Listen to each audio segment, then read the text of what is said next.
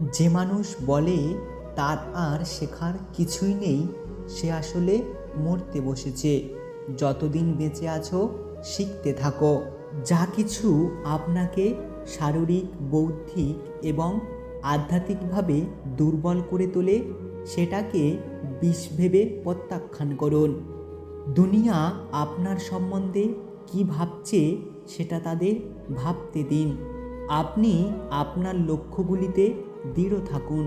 দুনিয়া একদিন আপনার পায়ের সম্মুখীন হবে।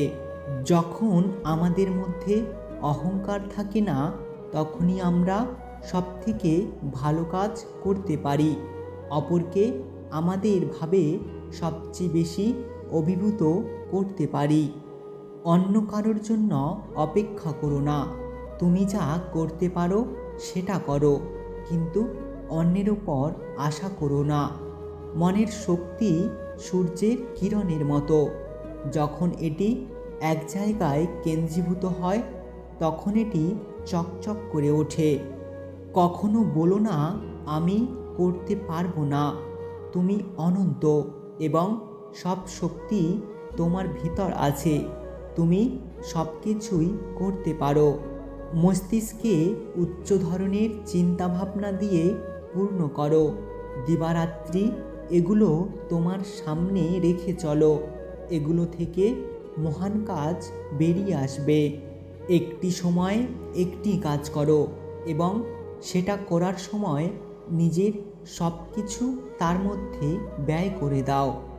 মনের মতো কাজ পেলে অতি মূর্খ করতে পারে, কিন্তু যে সকল কাজকে মনের মতো করে নিতে পারে সেই বুদ্ধিমান। কোনো কাজই ছোট নয়। কখনো বড় পরিকল্পনা হিসাব করবেন না। ধীরে ধীরে আগে শুরু করুন। আপনার ভূমি নির্মাণ করুন, তারপর ধীরে ধীরে এটিকে প্রচার করুন। জগতে মায়ের স্থান সকলের উপরে, কারণ মাতৃভাবেই সবচেয়ে বেশি নিঃস্বার্থপরতা শিক্ষা ও প্রয়োগ করা হয়। উঁচুতে উঠতে হলে তোমার ভেতরের অহংকারকে বাইরে টেনে বের করে আনো এবং হালকা হও, কারণ তারাই উপরে উঠতে পারে যারা হালকা হয়। যারা তোমাকে সাহায্য করেছে তাদেরকে কখনো ভুলে যেও না। যারা তোমাকে ভালোবাসে তাদের কখনো ঘৃণা করো না। যারা তোমাকে বিশ্বাস করে তাদের কখনো ঠকিও না। সেবা করো তৎপরতার সাথে, দান করো নির্লিপ্তভাবে, ভালোবাসো নিঃস্বার্থভাবে, ব্যয় করো বিবেচনার সাথে, তর্ক করো যুক্তির সাথে, আর কথা বলো সংক্ষেপে। আমি বিশ্বাস করি যে কেউ কিছু পাওয়ার উপযুক্ত হলে জগতের কোনো শক্তি তাকে বঞ্চিত করতে পারে না। যদি কোনো দিন আপনার চলার পথে কোনো সমস্যা না আসে, তাহলে আপনি নিশ্চিত হতে পারেন যে আপনি ভুল পথে হাঁটছেন। মানুষ জ্ঞানের পরিচয় দেয় তার কথায়, যোগ্যতার পরিচয় দেয় তার কর্মে, আর বংশের পরিচয় দেয় তার ব্যবহারে। আবেগের পথে না চলে বিবেকের পথে চলো। দেখবে তুমি তোমার জীবনটা সুন্দর করে গড়তে পারবে, কারণ পৃথিবীর শ্রেষ্ঠ আদালত হলো মানুষের বিবেক। কারো উপর প্রতিশোধ নেওয়ার আনন্দ কয়েকদিন থাকে, কিন্তু ক্ষমা করার আনন্দ আজীবন থেকে যায়।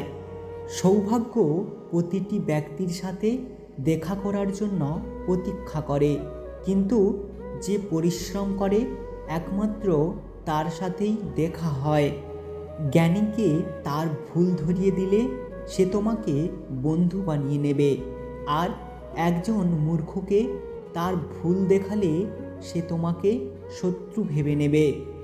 তর্কের চেয়ে নীরবতা ভালো, প্রতিশোধ নেওয়ার চেয়ে রাস্তা বদলে ফেলা ভালো, আর স্বার্থপর লোকের সাথে চলার চেয়ে একলা চলা অনেক ভালো। পুত্র সন্তান যদি এক বংশের প্রদীপ হয়, তাহলে কন্যা সন্তান, 2 বংশের প্রদীপ। ভদ্র ভাষা আর নম্র ব্যবহার করলে মূর্খরা ভাবে লোকটি দুর্বল, কিন্তু আসলে সে জানে না এই গুণটি অর্জন করা কতটা কঠিন। যদি ভিডিওটি ভালো লাগে ভিডিওটিতে একটি লাইক করবেন, কমেন্ট করে জানাবেন আপনার মতামত। যদি আপনি আমাদের ইউটিউব চ্যানেলটিকে এখনও সাবস্ক্রাইব করে না থাকেন তাহলে সাবস্ক্রাইব করে পাশে থাকা বেল আইকনটি প্রেস করে রাখবেন। আর হ্যাঁ, নিজের খেয়াল রাখবেন অবশ্যই, কারণ এই স্বার্থপর পৃথিবীতে কেউ কারণ না।